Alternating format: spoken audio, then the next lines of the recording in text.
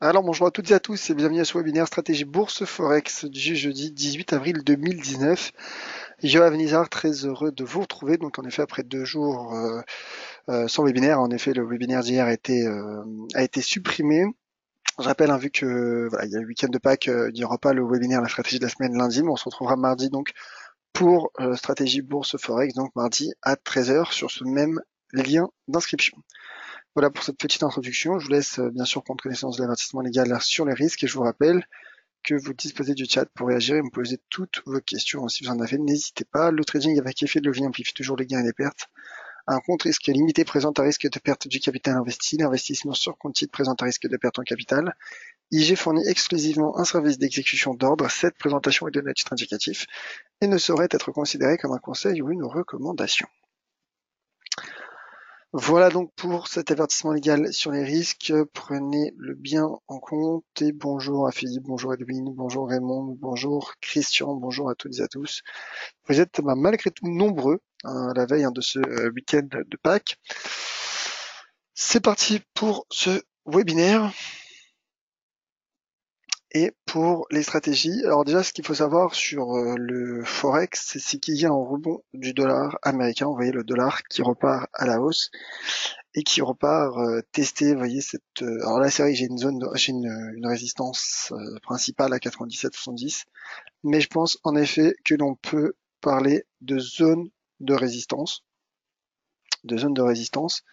si l'on prend en compte, vous voyez cette zone. Alors là, je la trace en même temps devant vous entre 97,70 et 97,55.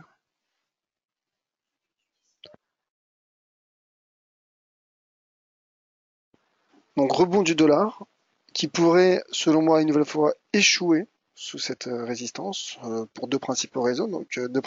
Pardon. La première, c'est qu'il s'agit d'une zone de résistance majeure. Donc sous cette résistance, bien sûr qu'il y a un risque de repli naturel du dollar américain, qui pourrait d'ailleurs le reconduire donc d'une part vers ce creux, vous voyez, à 96, 80, 96, 77 plutôt, et après, voilà, il y a toujours ces prochains niveaux de support à 96,50 et 96. Et aussi, en raison de l'analyse fondamentale, je rappelle que du point de vue des fondamentaux, la Réserve fédérale a interrompu sa politique de resserrement monétaire. Et donc, en effet, voilà, en raison de ces deux éléments, je pense que le dollar américain pourrait subir un échec sous cette résistance. Bien sûr, ce ne sont que des analyses, mais on verra ce qu'il en sera. Ce ne sont que des anticipations, que les miennes, mais on verra ce qu'il en sera. Pour le moment, il reste encore une petite marge de progression pour le dollar, une marge potentielle pour le dollar américain en direction donc de cette zone de résistance. Alors ce rebond du dollar américain, bien sûr qu'il fragilise le taux de change euro-dollar. La configuration, pour le coup, je la trouve vraiment intéressante sur le taux de change euro-dollar, car déjà il y a eu échec donc sous 1,1325, vous voyez, deuxième rejet sous ce seuil d'inversion de polarité. Rejet qui permet, d'ailleurs, qui a permis au cours euro-dollar de casser, vous voyez, cette zone de support, donc de sortir par le bas de ce canal ascendant et de casser ce seuil d'inversion de polarité à 1,1280. Ce niveau de cette baisse de l'euro-dollar l'a reconduit sur ce niveau, vous voyez, un autre seuil d'inversion de polarité qui est vraiment intéressant, à 1,1250. Et là, c'est vrai que le cours teste un pivot, ce qu'on appelle un pivot, et pour le coup c'est un pivot assez majeur à court terme.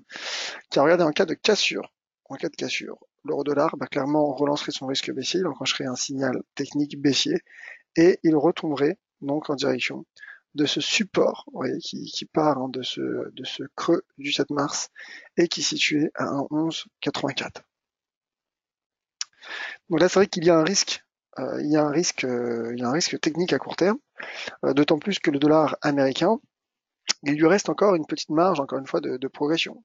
C'est vrai que si le dollar américain, vous voyez, était sous 97,70, là je vous aurais dit, bon, là il y a un risque de repli du dollar américain, donc ce qui pourrait relancer le taux de change au dollar, mais pour le moment ce n'est pas encore le cas. Et donc du taux de change euro-dollar pourrait être rompu. Donc en effet, en cas de cassure, l'euro-dollar pourrait tomber en direction des 1,1184. Pour le moment, il continue de tester ce niveau de support à 1,1250. Donc voilà, c'est vrai que l'analyse technique, je la trouve intéressante sur le taux de change euro-dollar qui est donc sorti de ce petit canal ascendant qui partait, vous voyez, de fin mars, début avril. Voilà, donc coup d'arrêt pour le taux de change euro-dollar, le GBP USD qui fait toujours pression sur ce seuil à 1,30. Alors, c'est qu'il parvenait pour le moment à rebondir dessus sans forcément se relancer, hein, puisqu'il reste couvert sur cette oblique baissière qui part de ce sommet du 13 mars. Et donc là, en effet, ce support à 1,30 est de nouveau attaqué. Et donc en effet, en cas de cassure de ce niveau, le GBP-USD, donc le cours du câble, retomberait et pourrait, selon moi, atteindre ce prochain support à 1,2848. Voilà, donc le GBP-USD qui est mis sous pression, qui est un peu en danger, un peu à l'image de l'euro-dollar, et qui teste donc ce niveau de support. Je pense que ce qui pourrait relancer le signal aussi à court terme, ce serait un franchissement de cette oblique baissière. Pour le moment, ce n'est pas le cas. Pour le moment, ce n'est pas le cas, puisque 1,30 est mis sous pression. L'euro GBP à présent.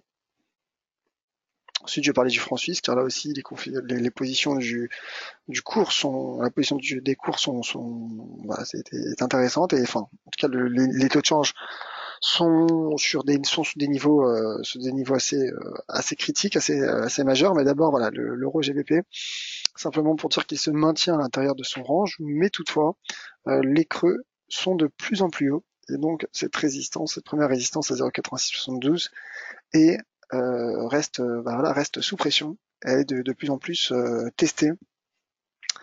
Et donc voilà, toujours stratégie de trading range pour le moment sur l'euro GBP, pardon. Vous voyez, un trading range entre 0,8672 et 0,85. Regardez le RSI, qui lui reste soutenu par cette oblique haussière. Donc là aussi, c'est vrai que dégager une stratégie baissière, je dirais, serait plutôt cohérent du point de vue de l'analyse technique, hein, puisqu'il y a donc cette résistance, ce qui est résistance qui apparaît en données journalières et en données 4 heures également. Maintenant, comme je l'ai dit, cette résistance est de plus en plus testée, elle est de plus en plus sous pression, d'une part avec les creux qui sont de plus en plus hauts, comme je viens de le dire, notamment en données 4 heures, et d'autre part, vous voyez, avec ce franchissement de cette tendance baissière. Et je répète aussi, donc le RSI qui reste à ce stade soutenu par une oblique haussière. Donc là aussi, je pense que ce qui enclencherait un signal haussier sur l'euro GBP, ce serait un franchissement des 0,8672, auquel cas le cours pourrait, selon moi, se projeter à court terme sur le seuil à 0,8732, qui est un ancien support qui apparaît en données hebdomadaires, et ensuite plutôt sur ce seuil d'inversion de polarité à 0,8841. Donc là aussi, j'attends l'éventuel signal. Pour le moment, le cours reste couvert par une résistance, et donc un risque de repli reste envisageable. Et vous voyez, s'il y a repli, donc à court terme, le niveau sur lequel pourrait retomber le cours serait, je le trace en même temps, voilà, là je trouve un seuil intéressant. Si l'on prend le cours à partir de ce sommet du 29 mars, vous voyez d'ailleurs la date qui était prévue pour le Brexit, à 0,8619. Et voilà pour l'euro GBP, on va parler du franc suisse maintenant. Alors l'euro CHF, repli technique plutôt logique pour deux raisons. Donc la première, c'est qu'il y a quand même un rallye haussier depuis l'entame du mois d'avril. Ce marteau qui est parti depuis ce marteau inversé qui a été formé le 29 mars aussi en données journalières. Marteau inversé qui est une bougie de retournement à la hausse et qui se conclut d'ailleurs par un franchissement, vous voyez, de cette zone de résistance qui est composée donc de cette oblique baissière et de ce seuil à 1,1310. Donc première raison, prise de bénéfice, un effet de prise de bénéfice qui est plutôt logique pour l'euro CHF, mais ce repli est aussi encouragé par le repli de l'euro. Il y a un petit repli technique de l'euro, on l'a vu sur l'euro dollar, l'euro GBP, l'euro CHF également.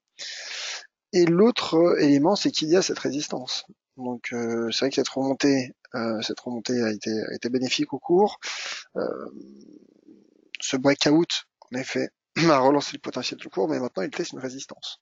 Donc j'ai envie de dire sous résistance, bien qu'il y ait une bonne dynamique, une tendance haussière, et voilà, hein, même s'il y a des éléments qui laissent penser que le cours pourrait progresser, il y a malgré tout une résistance. Et d'ailleurs, le RSI lui aussi se replie pour le moment sous 70, qui en soi est un peu un niveau de résistance pour le RSI, puisque les bornes 70 et 30 voilà, font partie des bornes un peu voilà un peu fondamentales pour le RSI. Donc bien qu'en effet qu'il puisse y avoir un potentiel aussi en raison de la dynamique, là il y a une résistance et donc à ce stade j'attendrai moi pour ma part un breakout, un éventuel breakout de 1,1413 qui pourrait me permettre d'envisager un retour de l'euro CHF. Alors d'une part sous 1,15, vous voyez ce seuil d'inversion de polarité qui est aussi un seuil psychologique, symbolique, intéressant. Et prochaine résistance, elle se situe à 1,1625 et 1,1714. Donc voilà.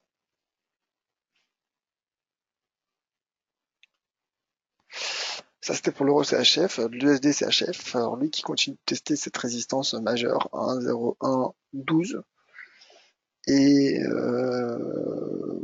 bah voilà le cours qui pour le moment reste bien orienté. Alors c'est vrai que depuis l'entame du mois d'avril, c'est plutôt le repli du franc suisse qui a encouragé le cours USD-CHF. Mais là, aujourd'hui, c'est en effet, vous voyez, le rebond du dollar américain qui permet au cours de faire pression sur 1,0112 et en cas de breakout, donc ma cible se situerait, ma cible court terme à 1,0170. Pourquoi? C'était pas un seuil que j'ai inventé, que j'ai inventé comme ça. Si je mets le graphique hebdomadaire, vous voyez, si on prend le cours à partir de cette bougie hebdomadaire du 5 décembre 2016, eh ben ça nous fait voilà une inversion de polarité déjà, puisqu'il prend les supports. Vous voyez, il prend ces supports du mois de décembre 2016 et également donc le haut de la bougie de la semaine du 9 janvier et le le point haut de la semaine du 6 mars 2017. Donc voilà, pour le moment, l'USD CHF qui reste orienté à la hausse et qui pourrait donc se projeter sur 1,0170. Alors oui, je voulais parler de l'AUD Yen avant de passer au Sentis. Pourquoi? Car vous le savez, hein, c'était la stratégie que j'ai donnée cette semaine, lundi, dans le webinaire La stratégie de la semaine. Et vu qu'il n'y aura pas de webinaire lundi, de toute façon, voilà, il s'agit du dernier webinaire de la semaine avec les équipes de l'IFX. Bon voilà, je voulais simplement assurer un petit point, une petite mise à jour de la stratégie. Donc pour le moment, ma stratégie reste statu quo sur la stratégie. Il n'y a pas grand chose à ajouter car donc je rappelle, hein, j'avais donné une stratégie haussière suite au franchissement de cette résistance à 77-70 et donc j'avais indiqué que mon objectif se situait à 82.15. Bon bah le cours, vous voyez, s'est un peu replié, il a effectué un pullback au-dessus de 79-77 et il a interrompu son rebond. Là la MACD, vous voyez, repart à la baisse. Il y a peut-être une petite divergence en données 4 heures entre le cours et l'indicateur MACD. Donc voilà, 77-70 pourrait de nouveau être testé, hein, le cours s'en rapproche en tout cas. En l'absence de cassure des 79-77, le potentiel, selon le cours en conserverait selon moi son potentiel, car en effet, en cas de nouveau pullback sur 79-77, le cours qui pourrait reprendre sa marche en avant en direction de cette résistance à 82.15 qui correspond d'ailleurs en tout cas pas loin, vous voyez, à cette résistance de range qui a été franchie, mais voilà que j'ai ajusté avec ces sommets à 82.15. Et je voulais voir aussi autre chose en même temps, parce qu'en même temps que je m'adresse à vous, j'ai remarqué, vous voyez, une droite de tendance, une nouvelle droite de tendance que l'on peut ajuster, une droite de tendance court terme qui part de ce creux, vous voyez, du 25 mars. Et donc, en effet, tant qu'il n'y a pas de cassure de cette zone de support entre 79 et 77 et cette petite oblique en noir, ma stratégie serait pour l'heure intacte sur ce taux de change avec des yens.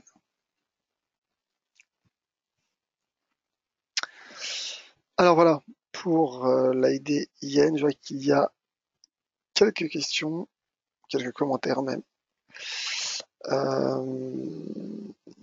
On va passer aux questions. Je passerai sur les indices un peu plus tard. Donc, question qui demande une analyse du Bitcoin depuis l'impulsion du 2 avril.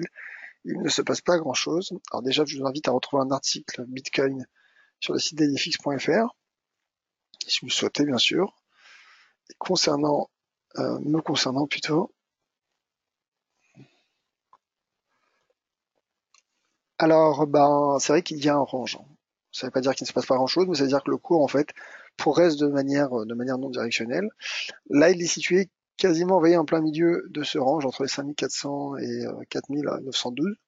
Donc là, à ce stade, je suis plutôt neutre sur le cours du Bitcoin. Maintenant, c'est vrai qu'en intraday, le seuil pivot, il se situe, je pense,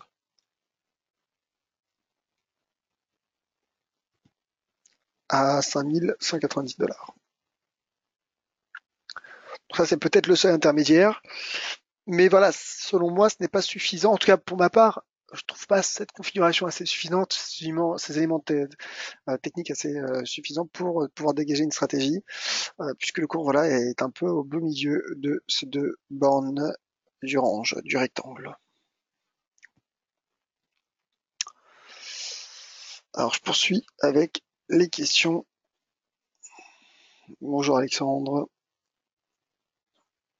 Alors Edwin qui a un commentaire sur la BNS. Et la BNS soutient le franc suisse pour garder les exportations. Vous voulez dire soutient la baisse, hein, voilà, c'est ça. La BNS qui tente en effet de fragiliser le cours du franc suisse, en tout cas qui adopte une politique ultra accommodante. Hein. Sur l'euro CHF, donc Raymond, quel beau trade, malheureusement pas pris, oui, puisque c'est vrai que j'avais une stratégie haussière, je pense que c'est à ça que vous faites référence, ma chère Raymond, stratégie haussière du début d'année hein, sur l'euro CHF, et également, même récemment, il y a des éléments, je reviens sur l'euro CHF, car c'est vrai que c'est important et ça a l'air de vous intéresser. Vous voyez, il y a plusieurs éléments qui ont permis de relancer, des éléments techniques de signaux de relance haussiers, si vous voulez. Comme, alors voilà, comme vous voyez, voilà, il y a eu marteau inversé. Après, c'est cette fausse cassure. Donc là, c'est vrai qu'il y avait des signaux un peu mixtes, hein, parce qu'il y a quand même une cassure. Donc c'est un peu risqué. C'est vrai qu'à ce moment-là, moi, je me suis dit, ça craint pour l'euro CHF. Mais le cours est parvenu à remonter. Et je pense que le premier signal, le premier indice en tout cas, a été donné, je pense, avec ce croisement à la hausse du RSI, croisement à la hausse de la bande 30 par le RSI. Et ce qui a permis de relancer, je pense, ce signal, ce potentiel haussier, c'est le franchissement de cette double résistance située à 1,1310 francs suisses. Et les indices à présent, CAC 40 qui reste bien orienté, voyez, et qui est en train de confirmer son franchissement des 5400, des 5545 points. Et d'ailleurs, le CAC 40, vous voyez, est soutenu par une petite oblique haussière qui part du 22 mars. Donc la prochaine résistance à 5653, bien que, vous voyez, la dynamique commence à ralentir. Enfin, elle ralentit. Le RSI en effet a pénétré en zone de surachat, mais je veux dire, regardez le RSI qui peut être confronté aussi à une résistance. Je regarde s'il y a peut-être aussi une oblique baissière. Ah, vous voyez le RSI qui finalement qui s'accroche, hein, qui ne lâche pas complètement prise. Et donc en effet, un retour du CAC sous 5653 me paraît envisageable. C'est vrai qu'à chaque fois on dit oui, il y a une baisse du momentum, le cours qui pourrait se replier sur résistance, mais on voit qu'à chaque fois, bien qu'il prenne son temps, le cours franchit des résistances. Là, il a franchi celle à 5545. La prochaine se situe selon moi à 5153. Alors malheureusement, je peux pas dézoomer ce graphique, mais en tout cas, voilà, la prochaine résistance donc de long terme, elle se situe selon moi à 5653 points pour le CAC 40. Et à présent, concernant le DAX, alors,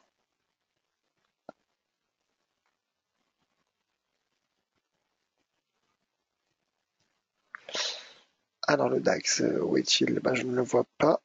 Je l'avais pourtant il y a quelques instants. En tout cas, le DAX qui évolue dans une configuration assez similaire, hein, c'est-à-dire qu'il voilà, il a formé une oblique haussière, vous voyez, qui part voilà, de début mars, enfin fin mars plutôt. Mais à la différence du CAC, vous voyez, c'est qu'il teste toujours cette résistance à 12 180 points. Il tente de la franchir. Le RSI lui aussi a pénétré en zone de surachat, donc c'est plutôt bon signe.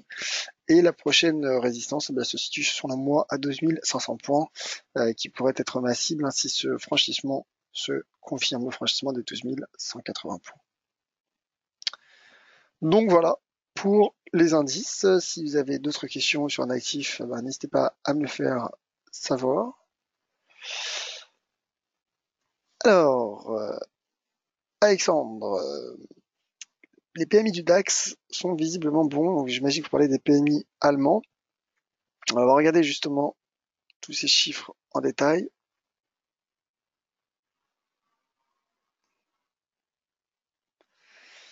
Alors, donc, parce qu'il y a les PMI américains qui sont attendus aussi cet après-midi, et les PMI de la zone euro qui ont été publiés. Donc il y a plusieurs statistiques. Donc concernant alors, les PMI allemands, donc en effet, ils sont plutôt bons car ils sont au-dessus de 50, 50 qui sépare le seuil expansionniste du seuil de la contraction de l'activité, donc que ce soit manufacturière, des services ou composites. Et concernant les PMI de la zone euro, ils ont ralenti. Donc voilà. Mais de manière générale, je pense que ce qui soutient les marchés depuis un moment maintenant, c'est surtout la diminution, la réduction du climat d'aversion pour le risque, regain d'appétence pour le risque qui soutient donc les marchés, et notamment donc le CAC et le DAX. Cet après-midi, en effet, donc il y aura les ventes au détail et les PMI américains. Sinon, pas grand-chose d'autre. Il n'y a pas énormément de volatilité, mais il y a quand même quelques mouvements, on l'a vu sur le Forex. Donc voilà, à surveiller.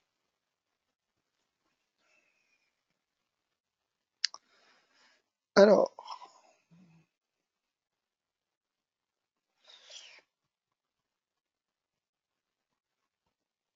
en effet, concernant les horaires de trading pendant le week-end de Pâques, je ne les ai pas malheureusement. Peut-être contacter le service client IG ou aller sur le site ig.fr peut-être. Alors Jean-Pierre, euro-dollar 1,1250, c'est intéressant, 50-50 ou plutôt support haussier. C'est vrai que, comme je l'ai dit sur l'euro-dollar, je me remets voilà, sur le graphique du DXY. C'est vrai que si le DXY était sous les 97,70, j'aurais dit bon, là le cours teste une résistance majeure, donc enfin voilà, il pourrait être rejeté sous cette résistance, et l'euro-dollar pourrait en profiter, d'autant plus qu'il est sur support. Donc voilà ce que j'aurais pu vous dire. Mais ce n'est pas le cas, il reste encore un peu de marge. C'est vrai qu'il s'en rapproche. Donc là, je pense que c'est un peu du 50-50. Hein. Pour ma part, j'attendrai en tout cas. Une chose qui est sûre, c'est bien qu'il y a un risque baissier depuis cette double cassure. Là, on est sur support. Et moi, sur support, je ne peux pas donner de stratégie baissière. Attendre une éventuelle cassure pour relancer, relancer ce risque baissier, pourquoi pas. On pourrait même donner un seuil intermédiaire, car un 11,84 est un peu distancé pour les traders analyse court terme. Donc peut-être ce seuil intermédiaire à 1,1215. Vous voyez. Mais en effet, pour ma part, je pense que, alors peut-être pas du 50-50, mais en tout cas, à ce stade, je ne peux pas donner de stratégie baissière, puisque le cours, vous voyez, a retrouvé ce niveau de support. Donc, je vais mettre en deux graphiques en données horaires pour tenter de déceler un éventuel indice. Ah, vous voyez, hein, le cours qui tente de remonter, qui tente du moins de rebondir. On verra aussi ce que peut faire le RSI 44 pullback du RSI sous la bande 30. Cela pourrait confirmer le risque baissier sur l'euro-dollar, mais encore une fois, le signal, je pense qu'il serait donné en cas de cassure de 1,1250.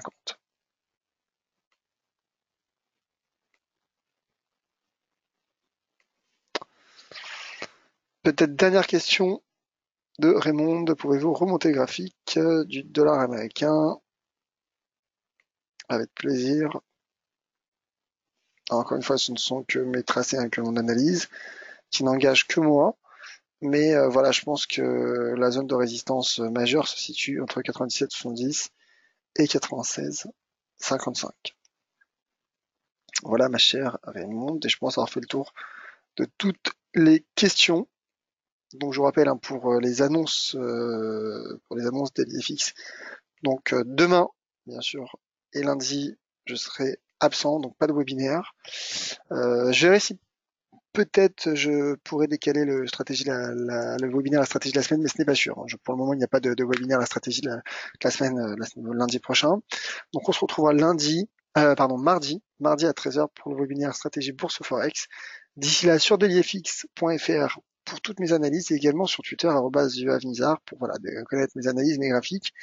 Et voilà, si vous avez des questions, n'hésitez pas donc à me les poser sur Twitter notamment. Merci pour vos messages, merci mon cher Jean, Raymond, Edwin, Alexandre, merci à toutes et à tous. Passez une excellente fin de semaine, un très bon week-end de Pâques. Soyez prudents bien sûr sur les marchés. On se retrouve donc mardi en direct à 13h pour ce webinaire et pour donc de nouvelles stratégies.